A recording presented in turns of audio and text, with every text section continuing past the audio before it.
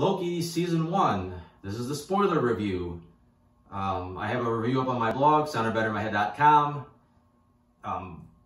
Very light on the details in there. I tried to leave out as much stuff as I could.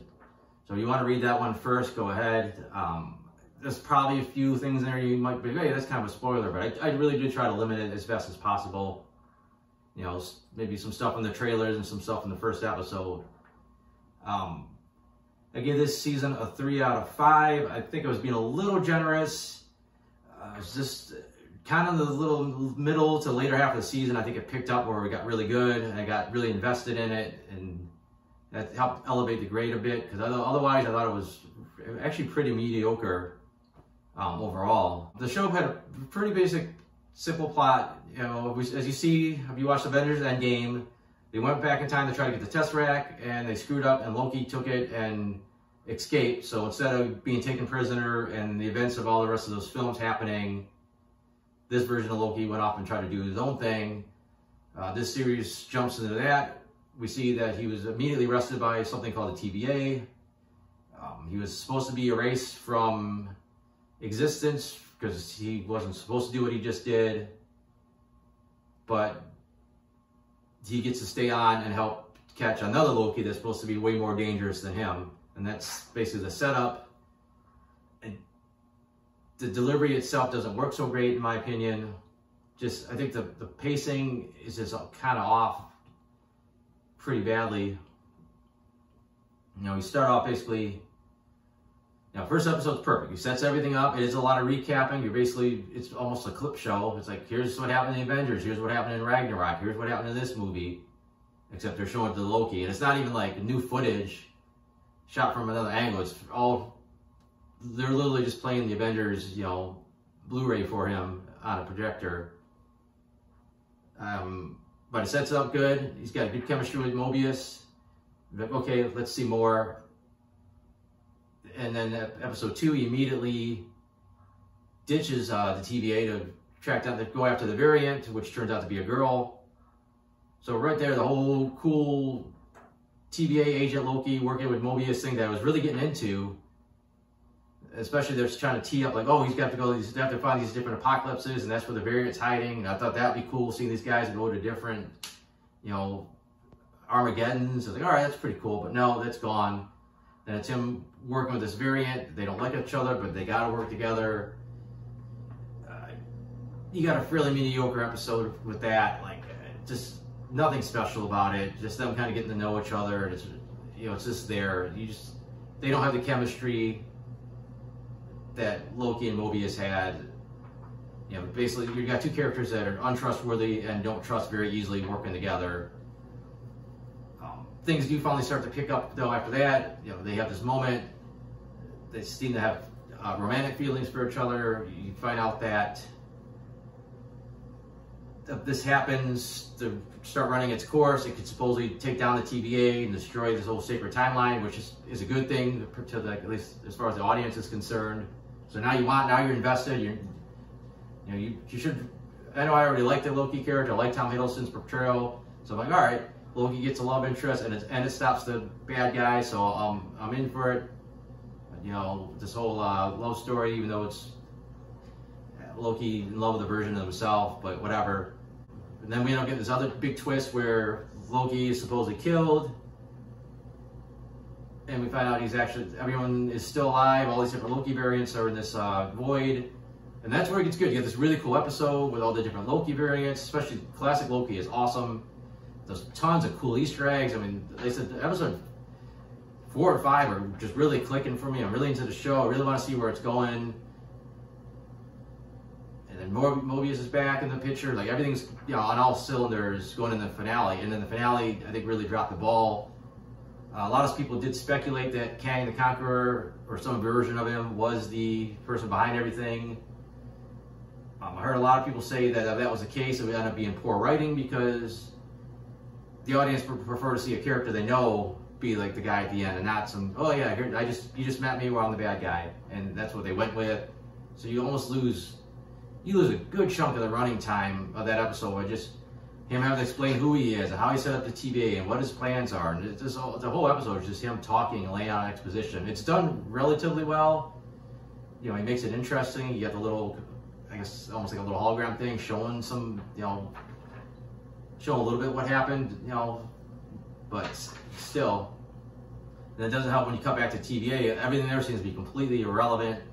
You know, the whole thing, we're taking them down. Just doesn't seem to matter what anybody else is doing besides what Loki, Sylvie, and Kang are doing at this point. And then you just get this weird, kind of rushed, ambiguous ending that's presumably basically just not only just setting up Loki season 2, but also I think going forward with some of these other movies that are going to deal with the multiverse, which is fine. But it just felt like it was all at the expense of this season. And it just kind of, just kind of ended. Nothing really happened. Just the characters in general, like, you know, you got Renslayer and you got B-15, and at least from what we've seen, they were like, you know, they started hinting there's more to them. They got these backstories, and it just never really goes anywhere. They just kind of like, it's irrelevant and just never really gets brought up. The whole thing where you're like, oh, here's a variant of Renslayer that was a school teacher at some point, or a principal, or whatever, but that seemed like it did nothing. I mean, I know it was trying to keep the rest of the TVA agents off of Mobius and B-15's back, but really didn't really do anything. And again, so far, doesn't seem to be any... Seems like the reason to use Renslayer is that in the book, she's got a romantic link with Kang, but here it seems like that's just nothing. She's just there, and she doesn't even know Kang. Like I said, Mobius was an MVP. Absolutely loved the performance. He was kind of like the Columbo of the TVA, where he comes off, you almost want to think he's just like, not so much bumbling, but real folksy and like real like, oh, you know, easygoing. But he's been doing this a long time. He's a manipulator. He knows how to get what he wants from people and tell them what they need to hear. I love like his interaction with Loki, who's, you know, a master manipulator himself, just kind of going head to head. It was just really well done. And again, with him, I thought there was going to be more to it. They kind of hinted, maybe, you know, he's a variant. Maybe there's been other Mobiuses that work there. Maybe there's something else going on, but no, nothing. And then the whole thing where all we want to see is Mobius get on his jet ski. He talks about it almost the whole season. He's got this fetish about jet skis for some reason, presumably because of his past life. And no, we never get to that. We never ever was joking. The season's got to end with him on a jet ski, and no, nothing. And I said the Sylvie character starts off with this total badass that seems almost unstoppable, and then once she meets our Loki, it's like she's not even that good at like what she does. Like she loses fights, she gets knocked on her ass. She's not really that great at planning, you know, stuff. Where she came off with like this master planner in you know, when we first meet her. And we were also on Loki. We were kind of promised a version of Loki that was not redeemed. This is the version from the Avengers that didn't go through all this trauma and become a better person. But really, by the end of the first episode, he's halfway to being redeemed again. And then a couple episodes later, we basically get the Loki we would have had from Ragnarok anyways. As far as the portrayal of Kang, I did not care for it. They made him just over the top. He's like this, almost like a jester, like impish kind of thing. Like, just did not care for it. But since there are going to be other variants of him showing up, as long as he plays it drastically different, I think that works out. Like, okay, we met one version of him that's kind of goofy, and then we meet the mean ones. That could work out pretty well, I think. But I think, unfortunately, it was at the cost of the Kang that we met. Not that they ever call him Kang in this episode, in case if there was anybody. I really like to look at the episode. They had this kind of retro, old school technology at the TVA, but it actually did like high tech stuff, and just everything was real quirky looking. But the only problem is a lot of the weird shit that they brought in was just there to make it look weird. Like, it just didn't do anything. Like, Loki first gets in there, they got the guy scanning him for his temporal aura, and you got him to sign in everything he ever said, and this and this, and like none of it was important. It's just all there to be weird. And you know, the trailers had the big thing with Loki as D.B. Cooper. That was just like a throwaway joke in the first episode. It meant absolutely nothing. They had, you know, you see we get President Loki in the trailers. That's just a throwaway thing. It's not even Loki. It's a variant that shows up and he's in and out. But like I said, the effects look pretty good. You know, they definitely put the money into it. The action scenes were weak. You know, I don't know how they want to explain it. Loki and Sylvie are gods, and they should be able to throw mortals around like it's nothing. But everybody went toe to toe with them. Maybe you could say the people that they were fighting were aliens, so they're an equal strength, and maybe the TVA agents are given not only long lives, but they're also given super strength. But they never explained that. Just, you know, Loki could barely beat like a regular looking dude, and neither can Sylvie. I mean, sometimes she kicked their ass, but other times she couldn't do it. Miss Minutes, she was entertaining the first episode when she told a little story, and then she shows up again. Like, all right, this character's likable, but after that they didn't do much with her till the end, where she's like, oh yeah, she's actually kind of evil because she's working for Kang. I don't know. I thought we would see a little bit more fun stuff with her, but we didn't. I think I got everything out of my system there. Like I said, I probably was a little bit more coherent on the non-spoiler review, but I just wanted to get a bunch of stuff out there. I think I'll try to go through my notes here a little bit, look at episode by episode, see if there's anything worth mentioning. I did like that they did use alternate takes and film a little bit of extra new stuff from the scene from Endgame where Loki gets captured by the Avengers, and you know they reuse it here to start this show, the series off. But it's tweaked just a little bit, so it's not exactly the same. So I appreciate that at least. Props to Tom Hiddleston. You got this scene early on where he's shirtless. He kept himself pretty ripped still.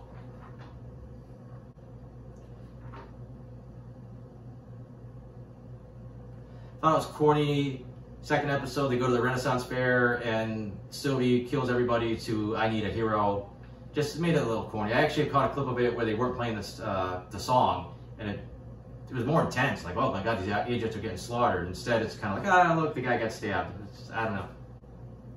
Thought we'd see more of the Pompeii thing. Like, I think they see in the trailer, looks like they go to Pompeii. And I was like, oh, maybe we'll see a little bit more of this. But they just showed up just long enough for the explosion, and it was done.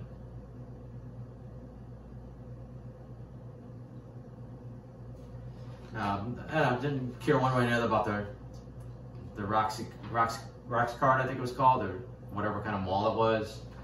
Just, I don't know, nothing special about it. Just interesting location for. And that's another thing I want to mention.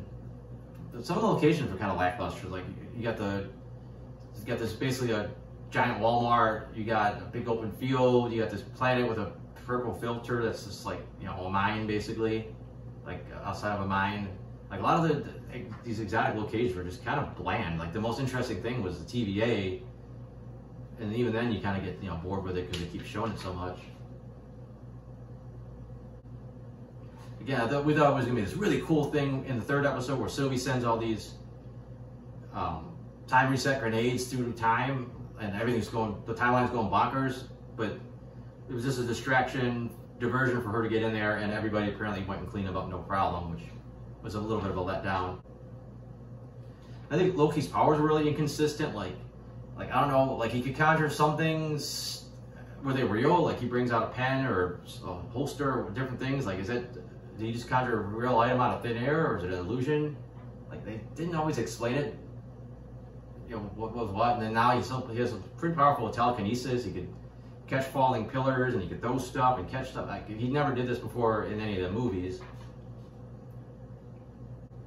I did like the twist that the TVA agents were all actually variants that had their minds wiped. Wish we would have seen a little bit more on that, or how the process went, or anything. I don't know. It just seemed like it was a big deal, but they didn't follow up on it as much as I would have liked. We never got to see who Mobius really was, or who B-15 was. Nice that they found a way to bring Sif back, just for Loki's little memory prison scene. We haven't seen her in a while. A lot of people were calling that the timekeepers would be fake, and sure enough, they were androids, which is all right, I guess. I mean, I don't know why Kang needed this elaborate story that the timekeepers created everything. You know, and he had a good reason. He's like, you know what, if we don't keep this timeline in order, there's going to be wars, and it could be the end of everything. Unless he maybe thought that people needed to think they were gods, but in that case, he could have just told them, no. He's like, hey, I'm a god. The Loki variants, boastful Loki was nothing special. We got just one scene of him boasting. Kid Loki was also mediocre. Like I said, classic Loki was awesome. Wish they could work some way of either bringing him back or something with him, or Loki maybe even switching to that costume at some point. Alligator Loki was, was fine. He got some good moments in there. The rest of Loki's just like random people. Like none of them I would say, oh yeah, that's probably a Loki variant. Like I don't know, just a bunch of extras with crappy costumes.